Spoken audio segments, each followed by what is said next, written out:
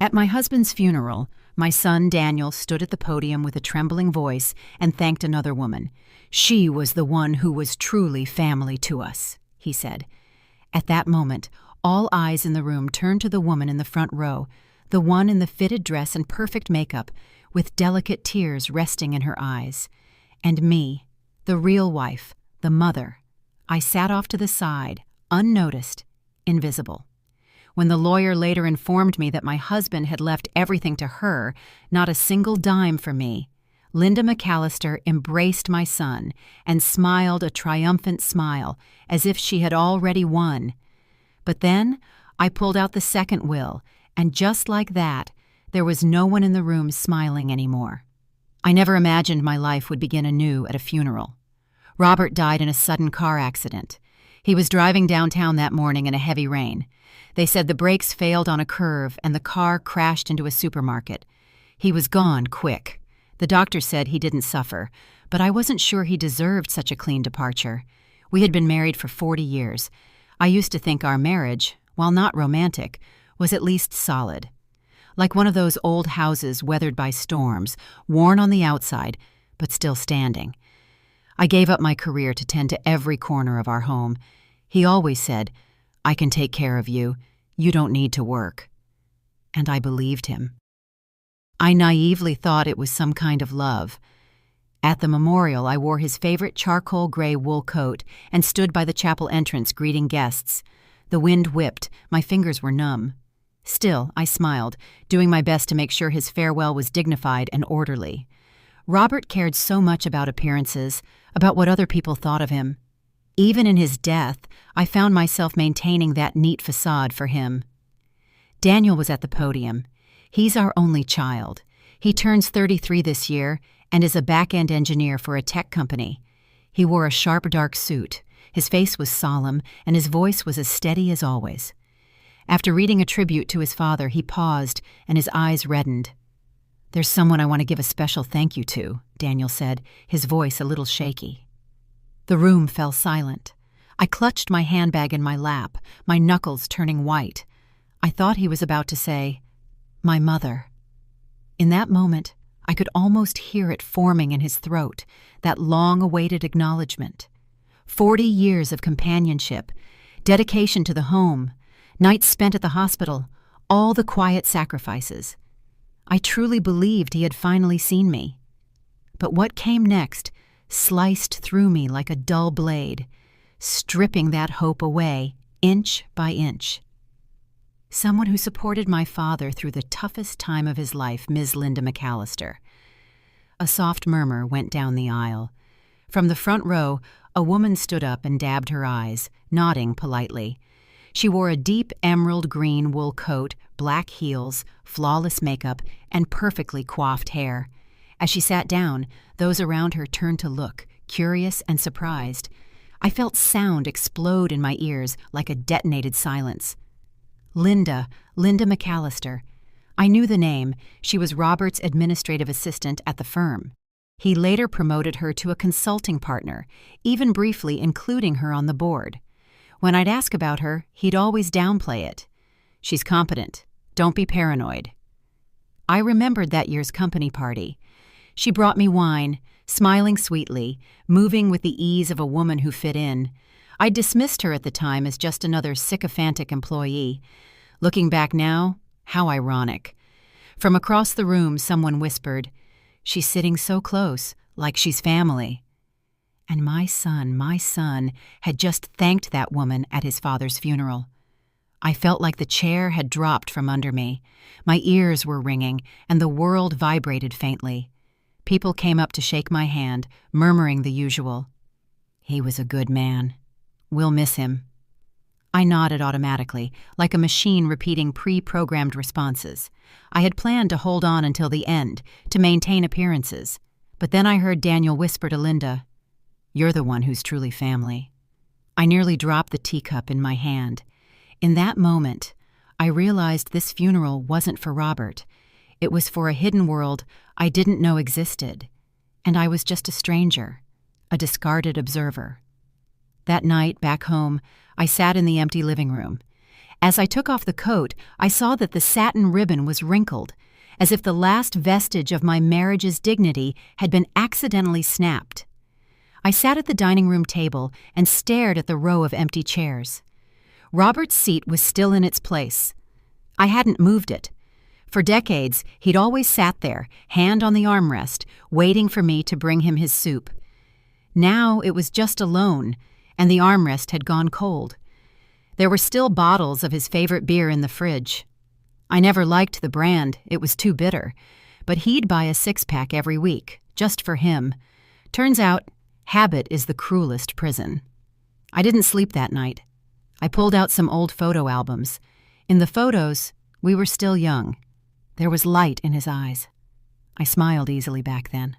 I even found an old employee ID from when I was a financial consultant at his firm. Short hair, self-assured, always seated second from the right at every board meeting. Then he told me, "You should quit. I'll take care of everything." And I, foolishly, listened. I closed the album and poured myself a glass of water. The kitchen clock ticked. I realized all the pride, all the patience I had once poured into keeping our marriage intact had been buried the moment he died. What I didn't know, however, was that beneath all this was a deeper betrayal. The next morning, every word I heard in the lawyer's office felt like a line from a life script I was never invited to read. The air smelled faintly of ink and old wood cabinets. A faded print of the Constitution hung crooked on the wall, and sunlight filtered through the blinds, slicing the floor into narrow strips of light. It was the law firm Robert had designated before his death. The lead lawyer was a man in his 50s with a slow, heavy voice. Every syllable was drawn out as if to underscore something unsaid. "Pursuant to the will signed by Mr. Robert De Smith 3 years ago," he began with mechanical calm, "the majority of his assets, including the main residence in Summerball, the vacation property in Nantucket, and the remaining balance of his personal accounts, shall be inherited by Ms. Linda McAllister." I wasn't just stunned. I felt like I'd been pushed off the main stage of my own life, left standing behind the curtain in a dead spotlight, unsure if I had ever truly played the part I thought was mine. I turned to look at Daniel. He sat ramrod straight, his gaze fixed forward, as if he were listening to a quarterly financial report. His fingers were perfectly interlocked. Not a hint of surprise, not a shift in his expression, as if he had known all along. When the reading was over, I stood up and walked over to him. "You knew," I said in a low, trembling voice. "Didn't you?" He looked at me with a strangely serene tone. "Dad had his reasons." "His reasons," I whispered, the words choked in my throat. What did 40 years of marriage mean to him? Daniel was silent for a moment, then said, "He worked hard his whole life. Linda was there for him. She understood him." He lowered his voice almost apologetically. "You didn't." In that moment, I saw it clearly. Not only had I lost my husband, I was losing my son. He wasn't defending his father's memory. He was redrawing the family tree and erasing me from the map. When I got home, I stood in the driveway for what felt like an eternity, the weight of my handbag numbing my arm. I went into the bedroom and opened Robert's closet. His shirts, ties, and wool vests were still perfectly arranged with that familiar scent of refined decorum. But what lies were woven into those fibers? When did he decide I was no longer family? Was it the year I forgot to buy his favorite wine for our anniversary? Or before that, when I quit my job as his financial consultant and just became a housewife? I started searching through the drawers for proof I wasn't crazy. Old ledgers, photos, receipts, old business cards. In the kitchen drawer, I found a folder of letters Robert had kept. One was from the Nantucket Property Management Company. The date was 6 years ago. The recipient, Linda. My hands were shaking. I had been to that house by the sea countless times, not realizing I was just a guest. That afternoon, I walked across the street to visit Giselle, our longtime neighbor. She was a widow in her late 70s, with a sharp memory and a garden brimming with roses.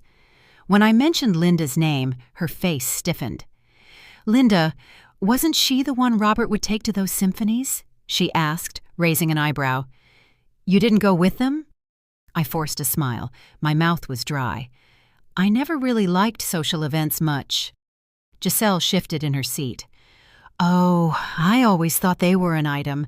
She's been on this street several times. One year she helped Robert put up the Christmas lights." I froze. That Christmas, I was stuck upstairs with a swollen knee. Robert had told me a neighborhood boy had helped him. "Do you remember when they started getting close?" I asked. Giselle stirred her tea, thinking, "At least 10, maybe 15 years ago.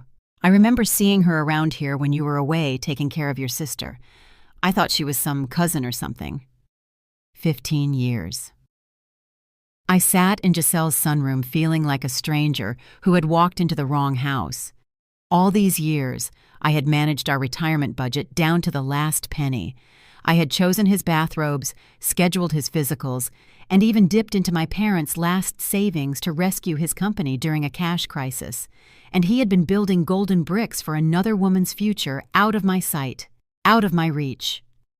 Returning home, I finally found an old cardboard box in the basement filled with photos. There was Robert standing next to Linda at a company event.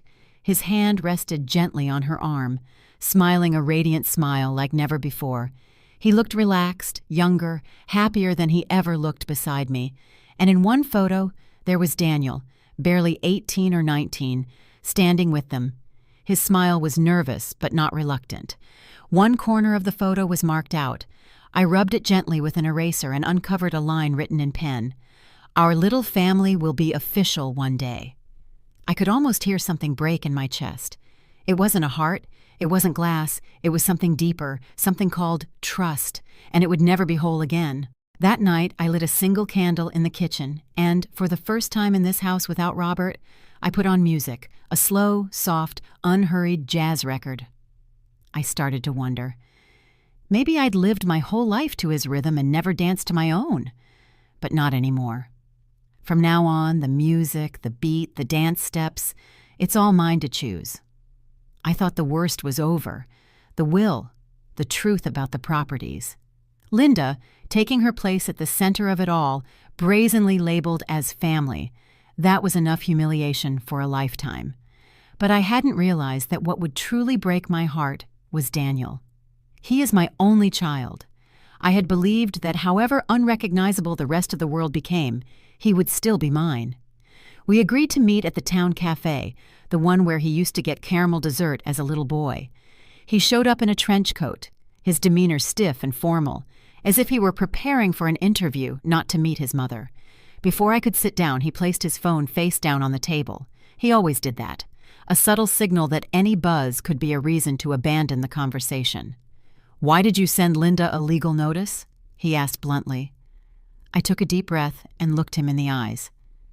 "Do you think I shouldn't have?" He shrugged. "She didn't hurt you. Dad gave her the money. It was his decision. Suing her just makes everyone uncomfortable." "Uncomfortable?" I said, my voice cracking with disbelief. "Daniel, your father deceived me for decades. I gave up my career for this family, my friends for you. I even sold my mother's emerald ring just to pay your college tuition. Do you know what that ring meant to me?" Daniel frowned, exhaling with visible irritation. "You always bring it up, like I owe you something." That hit me like a dull blow to the chest. It wasn't anger, not even an argument, just distance, a cold and definitive distance. "Dad told me," Daniel said after a pause, his voice dropping, "that the happiest years of his life were with Linda. She understood him. She respected him. She didn't always question and criticize him like you did." "I questioned him because he stopped respecting me," I said, gritting my teeth. "I criticized him because he was wrong." Daniel shook his head as if he were listening to a meaningless sermon.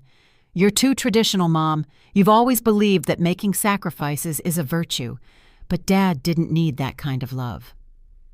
That's when I understood. It wasn't a sudden revelation for him. He had been thinking this way for a long time. He just hadn't said it until now. I looked at him for a moment. All I could see was the boy he used to be. The boy who breathed raggedly during asthma attacks while I sat by his bed all night. the teenager who was bullied in school, whose dignity I defended as if it were my own, the 17-year-old whose heart was broken for the first time, and who curled up next to me on the backyard bench in silence until the stars came out. Did he remember any of that? I reached into my purse and pulled out an old, faded photograph. "That summer when you were 2, we went to the beach," I said, sliding the photo across the table. "Your father backed out at the last minute for work, so it was just the 2 of us." In the photo, he's wearing bright red swim trunks and standing on wet sand with a trail of tiny, wobbly footprints behind him. "You were terrified of the waves. You'd hold onto my neck and just scream, 'Mommy, Mommy!' You didn't know much about the world back then, but you knew where safety was." Daniel looked down and said nothing. "I know you idolize your father," I continued. "He was always elegantly turned out, never raised his voice, always said the right thing. But did you ever think that maybe I set the foundation for that elegant man to exist?" He looked up. There were no tears, no remorse, just a flicker of hesitation. "Dad did what made him happy," Linda said. "She made him feel needed.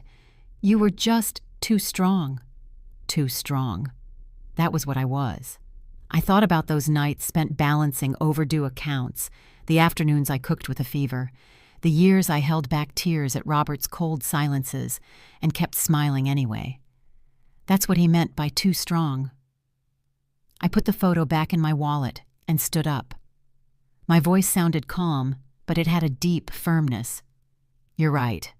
I was too strong, and starting today, I'll save that strength for myself." Whatever he said after that, I didn't hear it. I walked out the cafe door into the parking lot. It had started to rain. The drops hit the windshield with a slow, relentless rhythm, an orchestra made entirely of silence. I slid into the driver's seat and wrapped my hands around the steering wheel, pausing for a long moment. I didn't cry. I didn't fall apart. I just sat there, realizing that what I had lost wasn't just a husband. I had lost my marriage, my family, even my son. But in that same breath, I understood something else. I could no longer wait for someone else to tell me who I was. It was time to live for myself. At first, I thought Linda was just a late-life accident in Robert's story, a calculated opportunist, a woman who slipped in through the cracks. But now I see things clearly. She was never an accident. She had planned everything. On a rainy afternoon, I sat at the kitchen table with a mug of cold coffee in my hands, looking at her public Facebook profile. Her profile picture showed her on the beach, smiling softly, the background edited with a tasteful blur, as if she didn't want anyone to see what was truly behind her. Her bio said, "Consultant in the architecture sector, lover of classical music and community service, grateful for life's tender company." I clicked on her photo albums. The first image, Robert was seated in a wicker chair holding a slice of lemon pie she had apparently made for him. The text said, "His smile is my favorite reward." The date stamp said it was 6 years ago, the same year I was bedridden with arthritis. Robert had told me then that work was overwhelming and he would be traveling a lot. I believed him. I thought he was simply evading the burden of caring for someone, but now I knew. He wasn't escaping me. He was living somewhere else without me. I scrolled down and found more images both familiar and strange at once. There was Robert standing in Linda's living room in the wool jacket I had given him. There he was, helping her plant flowers and arrange bonsais in her garden. And then a video came up. Robert was toasting her with a Christmas song playing softly in the background. Daniel was there. I froze. My hand hovered over the touchpad. Daniel, who was still in college at the time, had slightly longer hair and a shy, boyish face. Linda had her arm around his shoulder and said, laughing, "Your dad should be proud of you." That's when I understood. Linda was never just Robert's secret. She had been positioning herself for years as part of our family. And I was the woman she planned to displace. I called Ruth. Ruth Lanier had been a close colleague during my years at Robert's firm, one of the few women I had kept in touch with after I left the job. She was semi-retired now, helping her daughter raise a grandchild, and taking on the occasional freelance financial case. She answered on the second ring with the same energy she always had. "Maggie, my goodness, I heard about Robert. I've been meaning to call you." "Thank you," I said. I didn't stall. "Ruth, I need you to help me find something." She didn't hesitate. "Tell me what you suspect." I paused. My voice sounded calm, but it was firm. "I believe Robert used company funds, for at least the last decade, to buy properties for Linda, and there might be other unaccounted-for transfers." Ruth went quiet. "You're not just fixing a marriage, Maggie. You're looking to expose fraud." "I want the truth," I said. "I've spent too long in the dark." We agreed to meet at her house in 2 days. In the meantime, I became a woman on a mission. I went to the local library and looked up Linda's property records in Summerball. One house, a single-family villa under her name. Purchase date, 5 years ago. Right at the tail end of the company's employee housing benefits project, the same one Robert was overseeing. I had visited there during that project.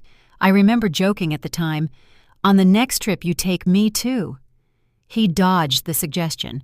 "You wouldn't like it there." Now I knew. The room was not reserved for clients. It was for her. 2 days later, I drove to Ruth's house. Her home was in a quiet suburb, a pale gray bungalow with a row of withering chrysanthemums out front. She greeted me with a glass of lemon tea and opened her laptop. "I checked some archived payment records," she said, scrolling through 3 entries labeled "Outside Consulting Support."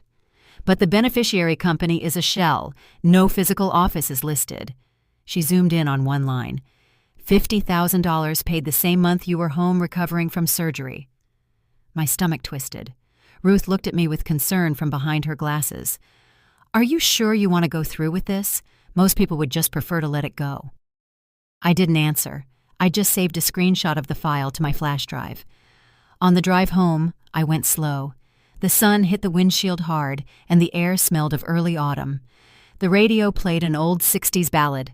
The chorus repeated softly, "You only find the truth when you stop pretending." Yes, only when you stop pretending do you begin to see clearly. Back at home, I sat in front of the computer and saved Linda's Facebook photos to a new folder. I named it Evidence. I was no longer the woman who buried her emotions behind a stove. I was Maggie Smith, the legal wife of Robert, the mother of Daniel, the one who had been edited out of her own life story, and the woman who was about to rewrite the ending. The second batch of documents from Ruth arrived just as I was wiping down the kitchen sink. Sunlight filtered through the blinds, casting clean stripes across the countertop. I paused for a second, with a rag in my hand, and thought that was how my marriage had been maintained. Tidy, silent, until the kitchen no longer felt like mine. The email subject was simple. 3 suspicious transactions. Key, preliminary legal feasibility assessment. I opened it. A few familiar PDF statements filled the screen. Ruth had annotated them. The company name, Quinte Consulting LLC. The account tied to Linda. The transfers, 3 payments totaling over $350,000, carefully staggered over 5 years. Each one timed just outside the company's official audit cycles. She added a note. This sum lacks sufficient justification. Unless invoices for services of equivalent value can be produced, this is potentially a fraudulent gift. There it was. The proof. I felt a knot of resolve form in my chest. I knew what to do. That afternoon, I called a lawyer who specialized in fraud and corporate law. "I have a whole host of questions," I said, my voice steady and clear. "I believe my late husband systematically plundered his company to aid his longtime mistress." The lawyer was a woman named Michelle Robinson. She was in her mid-50s, and her voice on the phone was warm and no nonsense. She listened calmly as I talked. "You need to send me everything you have," she said. "Every document, every email, every photo." I hung up and started copying the files. When I was finished, I had over 50 documents. I printed everything out, arranged it neatly in a folder, and took it to her downtown law office. Her firm was in a glass skyscraper, and I took in the view of the Chicago skyline as I waited. When she walked in, she had a kind, professional smile. She had a sharp haircut that framed her chin and wore a perfectly fitted suit. She took the folder, flipped through it, and nodded. "We will go through this," she said. "I'll be in touch." "Thank you," I said, looking at her. She betrayed me, and my son helped her. I want her to pay back every last cent. Michelle pushed her glasses higher on her nose. "We will do our best." The next few months were a whirlwind of appointments, emails, and legal proceedings. We filed a lawsuit against Linda McAllister, and the case made waves. Robert's former firm, his lawyer, and even his estate became entangled in the case. Then there was Daniel. He took Linda's side. He was outraged. "You're destroying his memory," he said to me on the phone. "Daniel, your memory of your father is a fairy tale," I said. "He was a con man who used money to betray me, his wife, and his son's mother. That's the truth." He hung up. I waited for him to call back. But he didn't. It hurt, but I did it anyway. I had to. The case went to court. Linda and her lawyer tried to paint it as a misunderstanding. They claimed the funds were legitimate payments for consulting services. They produced fake invoices that Robert had given her. But we had Ruth's evidence, and we had Robert's Facebook photos. I took the stand and told what happened. I talked about the 40 years of our marriage, about the sacrifices I made for him and Daniel, and about the pain I felt when I learned the truth. The judge, a black woman in her mid-60s, looked at me with understanding. I think she understood what goes on in the hearts of women like me. In the end, the judge ruled in our favor. She ordered Linda to pay back everything Robert had given her, including interest. The total sum was over $1 million. Linda had to sell the properties she had bought with the stolen money. She was broke. She lost her job and her reputation. I never saw her again. As for Daniel, he didn't speak to me for years. Then, when my father died, he called me. We met at the funeral and embraced. We began seeing each other again. I told him the whole story, and he started to understand. It took years, but we mended our relationship. He apologized to me. He said he was only defending an illusion the whole time. I hugged him and told him that I had believed in him the whole time. And in that moment, there were tears in many eyes. Daniel walked over and hugged me softly. "Mom," he said, smiling, "when did you get so good at giving speeches?" I smiled back. "I always was. You just weren't listening." We both laughed. Everyone laughed. Before the party was over, I took a short walk in the garden. I stopped in front of the crabapple tree I had planted 20 years ago. "Last year this thing almost died," I said. "I almost cut it down, but this spring it bloomed earlier than ever and it's still blooming." The women chuckled. I added, "Even she knew what is still alive should not be given up on." That night, when everyone had left, I folded up the chairs and put them away in the shed. The porch wind chime tinkled softly in the breeze. I turned to watch the sunset. It rested above the old maple tree at the end of the street, as if to say, "Who are you, really?" I took off my heels, walked barefoot into the house, hung up the dress, and went to bed. I knew who I was. I was a survivor, a fighter, and the truth had set me free.